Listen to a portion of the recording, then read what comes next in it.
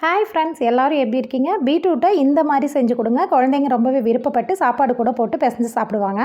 இதுக்கு ஒரு pressure pan வச்சு ஹீட் பண்ணிக்கோங்க. இதில் ஒரு 3 டேபிள் ஸ்பூன் போல் ஆயில் சேர்த்துக்கோங்க. ஒரு 1/4 டீஸ்பூன் போல் கடுகு பொரிய விட்டுருங்க. இது கூடவே ஒரு பெரிய சைஸில் வெங்காயத்தை இந்த மாதிரி கட் பண்ணி வச்சுருக்கேன். அதையுமே உள்ளே சேர்த்துட்டு கூடவே ஃப்ரெஷ்ஷான கருவேப்பிலையும் சேர்த்துட்டு ஓரளவுக்கு வதக்கி விட்டுருங்க.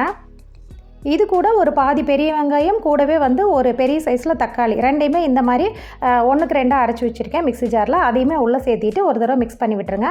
கூடவே ஒரு 1/4 டீஸ்பூன் மட்டும் இஞ்சி பூண்டு பேஸ்ட்டு சேருங்க. அதிகமாக சேர்க்க தேவையில்லை.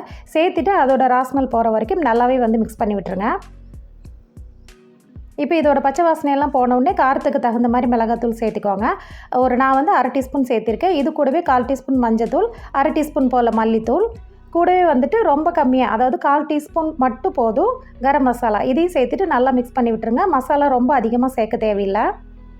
சேர்த்திட்டு நல்லா மிக்ஸ் பண்ணி விட்டுட்டு நம்ம கட் பண்ணி வச்சுருக்கிற பீட்ரூட்டை உள்ளே சேர்த்திக்கலாம். பீட்ரூட்டை துருவி சேர்க்காதீங்க. இந்த மாதிரி நல்லா பொடியாக கட் பண்ணி உள்ளே சேர்த்துருங்க. சேர்த்துட்டு நல்லா அந்த மசாலாவோட கோட்டிங் பிடிக்கிற மாதிரி நல்லாவே ஒரு தடவை மிக்ஸ் கொடுத்துருங்க. இப்போ தேவையான அளவு உப்பையுமே நம்ம சேர்த்திக்கலாம். சேர்த்துட்டு நல்லா ஒரு 2 தடவை மிக்ஸ் பண்ணி விட்டுருங்க. இப்போ இதில் கரெக்டாக ஒரு 1 டம்ளர் தண்ணி சேர்த்துக்கிறேன். சேர்த்துட்டு இதோட குக்கரோட மூடி போட்டு நான் கரெக்டாக 2 விசில் விட்டு எடுத்துக்கிறேன்.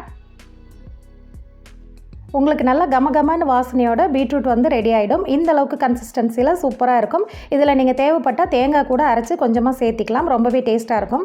கண்டிப்பாக இது வரைக்கும் இந்த மாதிரி பீட்ரூட் ட்ரை பண்ணாதவங்க ஒரு தடவையாவது ட்ரை பண்ணி பாருங்கள். சாப்பாடு கூட போட்டு பிசைஞ்சு சாப்பிட்லாம். தோசையில் உள்ளே வச்சு ரோல் பண்ணி கூட சாப்பிட்லாம். ரொம்பவே டேஸ்ட்டாக இருக்கும். ரொம்ப ஹெல்த்தியான ரெசிபியும் கூட.